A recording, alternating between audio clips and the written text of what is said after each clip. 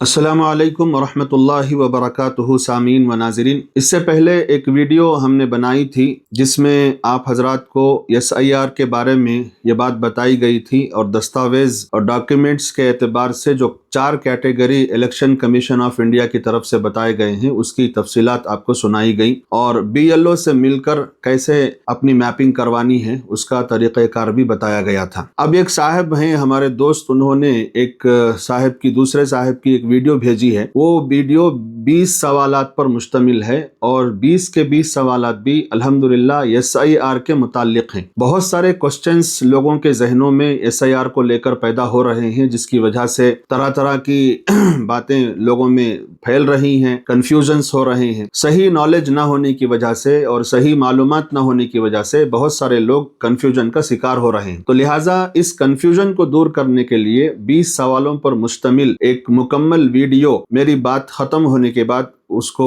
इसके साथ अटैच किया जाएगा। आप उसको मुकम्मल सुन लें और हर सवाल को जहन नशीन कर लें। अगर आप उन 20 सवालों को सुनकर जवाब याद कर लेंगे, समझ लेंगे तो इंशाअल्लाह ताला आपके लिए भी आसानी होगी और दूसरों को भी आप गाइड कर सकते हैं, रहनुमाई कर सकते हैं। तो लिहाजा आप इस वीडियो को गौर से सुने और समझें और दूसरों को भी इसको शेयर करें ताकि ज्यादा से ज्यादा फायदा हो सके और एसआईआर के ताल्लुक से खास तौर से जो कंफ्यूजन फैल रहा है वो खत्म हो सके।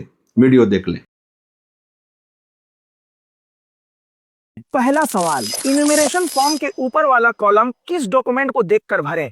जवाब, ऊपर वाला कॉलम सिर्फ वोटर कार्ड के हिसाब से ही भरें। अगर नया वोटर कार्ड है तो नए के हिसाब से, अगर पुराना वोटर कार्ड है तो पुराने वोटर कार्ड के हिसाब से। जो भी डिटेल्स है वोटर कार्ड से मैच होनी चाहिए। दूसरा सवाल, वोटर कार्ड में स्पेलिंग गलत है, पापा का स्पेलिंग गलत है, डेट ऑफ बर्थ गलत है, तो क्या मैं आधार या कोई और डॉक्यूमेंट जिसमें सब सही है उसे देखकर फॉर्म भर सकता हूं? जवाब, बिल्कुल नहीं। आपको सिर्फ वोटर कार्ड को ही देखकर फॉर्म भरना है। वोटर कार्ड में अगर गलत लिखा है तो फॉर्म में भी वही गलत ही भरना है। ये फॉर्म करेक्शन का फॉर्म नहीं है। ये फॉर्म बस ये देखने के लिए है कि लास्ट एसआईआर यानी 2002 के वोटर लिस्ट में आपका या आपके पेरेंट्स का नाम है या नहीं। तीसरा सवाल, फोटो लगाना जरूरी है? जवाब, नहीं, फोटो लगाना जरूरी नहीं है। लेकिन जिन लोगों का नीचे वाले दोनों कॉलम फिल नहीं हो रहा है उन लोगों को फोटो लगाना जरूरी है। इससे वेरिफिकेशन में थोड़ी हेल्प मिलती है। चौथा सवाल, जो लोग यहाँ अवेलेबल नहीं उनका फॉर्म कैसे भरें? जवाब, उनका फॉर्म उनके फैमिली मेंबर भर सकते हैं। बस साइन के जगह पर जिसने फॉर्म फिलअप किया है वो अपना साइन करे और ब्रैकेट में रिलेशनशिप मेंशन करे। अगर एक बाप अपने बेटे के लिए फॉर्म भर रहा है तो बाप साइन करे और रिलेशन में फादर लिखे। अगर बेटा अपने फादर के लिए फॉर्म भर रहा है तो बेटा साइन करे और रिलेशनशिप में सन लिखे। पांचवा सवाल, अगर एक शादीशुदा औरत फॉर्म भर रही है तो वो अपना हस्बैंड के हिसाब से फॉर्म भरे या अपने फादर के हिसाब से फॉर्म भरे? इसका जवाब थोड़ा लंबा है लेकिन ध्यान से सुनिए। ऊपर वाले कॉलम में जहां फादर्स नेम लिखा है वहां फादर का ही नाम भरे। अगर वोटर कार्ड नंबर है तो दे, नहीं है तो छोड़ दे। नीचे अपनी अम्मी का डिटेल्स दें और अगर उनका वोटर कार्ड नंबर है तो दे, नहीं है तो छोड़ दें। स्पाउस के जगह पर अपने हस्बैंड का नाम दे, इपिक नंबर है तो दे, नहीं है तो छोड़ दे। नीचे वाला कॉलम बहुत इंपॉर्टेंट है। अगर उस शादीशुदा औरत का नाम 2002 के वोटर लिस्ट में है तो वो लेफ्ट साइड वाला कॉलम भरे। इलेक्टोरल नेम में अपना नाम लिखें। इपिक नंबर में 2002 के वोटर लिस्ट के हिसाब से जो इपिक नंबर है वही लिखें। रिलेटिव्स नेम में जो 2002 के वोटर लिस्ट में लिखा है वही नाम लिखें। अगर 2002 में हस्बैंड का नाम लिखा है तो हस्बैंड का ही नाम लिखें, रिलेशनशिप में हस्बैंड लिख दे। अगर 2002 में फादर का नाम लिखा है तो फादर का नाम लिखें, रिलेशनशिप में फादर लिख दे। और हाँ, अगर 2002 के वोटर लिस्ट में उस औरत का नाम नहीं है तो फिर ये बात तय है कि उन्हें राइट साइड वाला कॉलम भरना है। अब उन्हें तलाश करना होगा कि उनके अब्बा या अम्मा का नाम 2002 के वोटर लिस्ट में है या नहीं। अगर है तो उनका डिटेल्स भरे। अगर पेरेंट्स का भी नाम नहीं है तो फिर दादा या दादी या नाना या नानी का तलाश करें और राइट साइड वाले कॉलम में एज इट इज 2002 के वोटर लिस्ट में जो लिखा है वही भरे। छठा सवाल, 2002 के वोटर लिस्ट में कुछ गलत है कुछ सही है तो क्या करूं? जवाब, अरे भाई, गलत है तो गलत ही भरे। ये फॉर्म करेक्शन करने का फॉर्म नहीं है, बस ये देखने का फॉर्म है कि आपका या आपके पेरेंट्स का नाम 2002 के वोटर लिस्ट में है या नहीं। जो 2002 के वोटर लिस्ट में लिखा है एज इट इज वही भरें। 7वां सवाल, 2002 के वोटर लिस्ट में किसी का भी नाम नहीं, लेकिन मेरे पास फॉर्म आया है, क्या करूं? जवाब, फॉर्म भरे लेकिन नीचे वाला दोनों कॉलम छोड़ दें, फिर आपका नाम ड्राफ्ट रोल में नहीं आएगा। उसके बाद आपको कंप्लेन करना होगा अपने ईआरओ को। ईआरओ को हेयरिंग के लिए बुलाएंगे, वहां आपको अपना बर्थ सर्टिफिकेट या 10th का सर्टिफिकेट या पासपोर्ट या जो 12 इंडिकेटिव लिस्ट है उसमें से 1 या 2 डॉक्यूमेंट्स दिखाना होगा और अपने ईआरओ को सेटिस्फाई करना होगा कि आप एलिजिबल वोटर हैं। मेरा मशवरा है कि अगर 10th का सर्टिफिकेट नहीं है तो जल्द से जल्द बर्थ सर्टिफिकेट बनवा ले। 8वां सवाल, वोटर कार्ड में अगर डेट ऑफ बर्थ में सिर्फ ईयर लिखा हुआ है तो क्या करेंगे? जवाब, अगर लिखा है 1/1/1995 को आपका या आपके पेरेंट्स का एज 25 साल है तो आपको 1995 में से 25 माइनस करना होगा, यानी डेट ऑफ बर्थ हो जाएगा 1/1/1970। आप यहाँ पर सिर्फ ईयर भी लिख सकते हैं, जैसे 1970 यानी 1970। किसी किसी का डेट ऑफ बर्थ में सिर्फ ईयर लिखा होता है तो वो सिर्फ ईयर ही लिखें, डेट लिखना जरूरी नहीं है। कुछ लोगों का ये भी सवाल है कि वोटर कार्ड में सिर्फ ईयर लिखा है लेकिन आधार कार्ड में पूरा डेट लिखा है, तो क्या आधार कार्ड के हिसाब से फॉर्म भर दूं? बिल्कुल नहीं, जो वोटर कार्ड में है उसी के हिसाब से भरें, ना कि किसी और डॉक्यूमेंट के हिसाब से। 9वां सवाल, क्या ऑनलाइन इन्यूमरेशन फॉर्म फिलअप कर सकते हैं? जवाब, अभी ईसीआई के पोर्टल ठीक से काम नहीं कर रहा है, तो सीधा जवाब है नहीं, ऑफलाइन ही फॉर्म फिलअप करें। जो लोग इंडिया के बाहर रहते हैं वो लोग ऑनलाइन फॉर्म फिल कर सकते हैं अगर उनका आईपी एड्रेस से पोर्टल सही से काम कर रहा है तो। लेकिन मेरा मशवरा है कि बीएलओ के थ्रू जो फॉर्म मिल रहा है ऑफलाइन वही फिल करें। 10वां सवाल, मेरा नाम 2025 के वोटर लिस्ट में नहीं, मुझे फॉर्म भी नहीं मिला, क्या करूं? जवाब, आप जितना जल्दी हो सके ऑनलाइन जाकर फॉर्म 6 अप्लाई कर दीजिए और अपने बीएलओ से कांटेक्ट करें। बीएलओ आपको जैसे जैसे गाइड करे वैसे ही करें। 11वां सवाल, मेरे वोटर कार्ड में मेरे पेरेंट्स की स्पेलिंग अलग है, उनका वोटर कार्ड में उनका स्पेलिंग अलग है, क्या करूं? जवाब, अगर आप अपना फॉर्म भर रहे हैं तो आप अपने वोटर कार्ड के हिसाब से स्पेलिंग लिखें और अगर आप अपने पेरेंट्स का फॉर्म भर रहे हैं तो उनके वोटर कार्ड के हिसाब से फॉर्म भरें। जिसका फॉर्म है उसके कार्ड के हिसाब से स्पेलिंग लिखें। 12वां सवाल, मेरा वोटर कार्ड वेस्ट बंगाल का है, मेरे पेरेंट्स का वोटर कार्ड या उनका 2002 का वोटर लिस्ट किसी और स्टेट का है, क्या करूं? जवाब, इससे कोई मतलब नहीं कि आपके पेरेंट किस स्टेट के हैं, कि वोटर कार्ड में जो डिटेल्स है वही भरें और आपके पेरेंट्स के वोटर कार्ड में या 2002 के वोटर लिस्ट में जो डिटेल्स है वही भरें। 13वां सवाल, मेरे पास जो इन्यूमरेशन फॉर्म आया है वो वेस्ट बंगाल का है और मेरा 2002 का वोटर लिस्ट किसी और स्टेट का है, क्या करूं? जवाब, ऊपर वाला कॉलम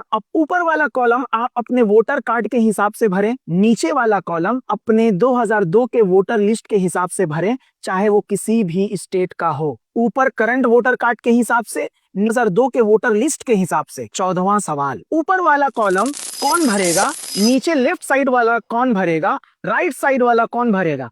बहुत कंफ्यूजन है, जवाब सुन लीजिए। ऊपर वाला कॉलम सभी भरेंगे, नीचे लेफ्ट साइड वाला कॉलम वो लोग भरेंगे जिनका खुद का नाम 2002 के वोटर लिस्ट में है और नीचे राइट साइड वाला कॉलम वो भरेंगे जिनका अपना नाम 2002 के वोटर लिस्ट में नहीं है लेकिन उनके पेरेंट्स यानी फादर या मदर या दादा या दादी या नाना या नानी में से किसी का भी नाम 2002 के वोटर लिस्ट में मिल जाए तो वही भरे। ये एक तरह का असेंडिंग ऑर्डर है, जो सबसे पहले आपको मिल जाए फादर, मदर, दादा, दादी, नाना, नानी, उन्हीं का डिटेल्स भरें। 15वां सवाल, ये AC name, AC number, part number, SR number कहां से मिलेगा? जवाब, ये सब डिटेल्स 2002 के वोटर लिस्ट में ही मिलेगा। टॉप में AC name, AC number, part number मिलेगा और लेफ्ट साइड में एसआर नंबर लिखा हुआ मिलेगा 2002 के वोटर लिस्ट में। वहीं से देखकर एज इट इज लिख दें, यहाँ कोई भी गलती बिल्कुल नहीं होनी चाहिए। 16वां सवाल, मुझे 2 फॉर्म मिले थे,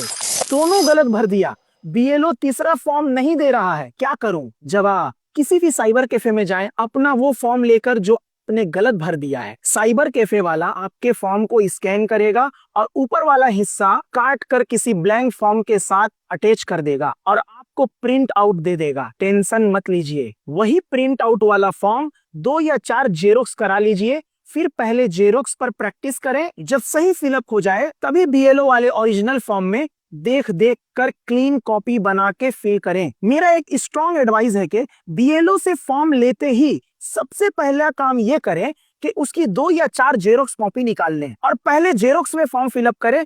जब आपको लग जाए कि अब सब कुछ सही है तब जाकर ओरिजिनल फॉर्म में लिखें। 17वां सवाल, बर्थ सर्टिफिकेट कहाँ से बनता है? जवाब, आप जहाँ रहते हैं वहीं के कॉरपोरेशन से बनता है। अगर आप हावड़ा से हैं तो एचएमसी यानी हावड़ा म्युनिसिपल कॉरपोरेशन से बनाइए, और अगर आप कोलकाता में रहते हैं तो कोलकाता म्युनिसिपल कॉरपोरेशन से बनवाइए। 18वां सवाल, स्पाउस के नेम में क्या भरा जाएगा? जवाब, अगर आप हस्बैंड हैं तो स्पाउस के नेम के जगह पे वाइफ का डिटेल्स भरिए। अगर वाइफ अपना फॉर्म भर रही है तो स्पाउस के जगह पर हस्बैंड का डिटेल्स भरिए, और अगर आपकी शादी नहीं हुई तो स्पाउस वाला कॉलम ब्लैंक छोड़ दीजिए। 19वां सवाल, आधार नंबर या मोबाइल नंबर देना जरूरी है? जवाब, आधार नंबर ऑप्शनल है, भर भी सकते हैं नहीं भी भर सकते हैं, लेकिन मोबाइल नंबर देना बहुत जरूरी है। एक मशवरा, कोशिश करें कि हर फैमिली मेंबर का मोबाइल नंबर अलग अलग भरें। 20वां सवाल, मेरा 2 जगह फॉर्म आ गया है या मेरा दूसरे स्टेट में भी नाम है और इस स्टेट में भी फॉर्म आ गया है, क्या करूं?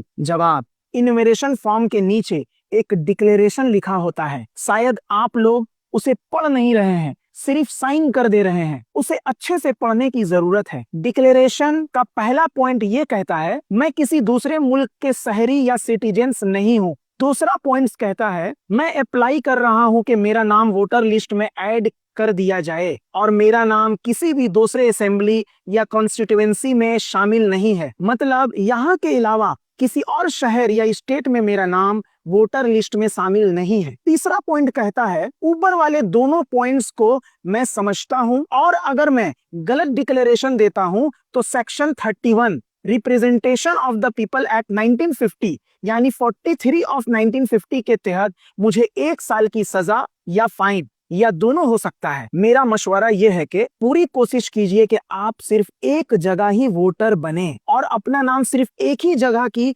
वोटर लिस्ट में रखें। अगर 2 जगह फॉर्म आ गया है, सिर्फ एक जगह का फॉर्म फिलअप करके जमा करें। जहां के आपके सारे डॉक्यूमेंट सही हो वहीं का फॉर्म फिलअप करें। 2 जगह का फॉर्म फिलअप करना गलत भी है और इलीगल भी है। अब आते हैं एक बोनस क्वेश्चन जो बहुत लोग गलत फील कर रहे हैं। नीचे वाले कॉलम में रिलेटिव्स नेम और रिलेशनशिप में क्या भरें? जवाब, देखिए इसका जवाब बहुत सिंपल है। 2002 के वोटर लिस्ट में जो लिखा हुआ है वही एज इट इज भरें। नेम वाले बॉक्स में 2002 के वोटर लिस्ट में जो नाम लिखा है वही नाम भरें। इपिक नंबर वाले बॉक्स में 2002 के वोटर लिस्ट का इपिक नंबर ही भरें। रिलेटिव्स नेम वाले बॉक्स में 2002 के वोटर लिस्ट में जो रिलेटिव का नाम लिखा है वही नाम लिखें। अगर वहां फादर का नाम लिखा हुआ है तो वहां पे फादर का ही नाम लिखें। अगर वहां पर हस्बैंड का नाम लिखा हुआ है तो हस्बैंड का ही नाम लिखें। अब सबसे इंपॉर्टेंट चीज रिलेशनशिप, ये बहुत इंपॉर्टेंट है लेकिन बहुत ही आसान भी है। 2002 के वोटर लिस्ट में रिलेशनशिप ऑलरेडी लिखा होता है। आप बस देखिए, अगर 2002 के वोटर लिस्ट में रिलेशनशिप में फादर लिखा है तो आप भी रिलेशनशिप वाले बॉक्स में फादर ही लिखे हैं। अगर 2002 के वोटर लिस्ट में रिलेशनशिप में हस्बैंड लिखा है तो रिलेशनशिप में हस्बैंड ही लिखें। मैक्सिमम लोगों का या तो फादर या तो हस्बैंड ही भराएगा। मतलब 2002 के वोटर लिस्ट में जो लिखा हुआ है, नाम, इपिक नंबर, रिलेटिव का नाम और रिलेशनशिप, सब कुछ एज इट इज कॉपी करें। उम्मीद करता हूं कि एसआईआर से रिलेटेड ये 20 कॉमन क्वेश्चंस और एक बोनस क्वेश्चन अब आपको पूरी तरह समझ आ गया होगा। अगर समझ नहीं आया तो इस वीडियो को दोबारा देखें।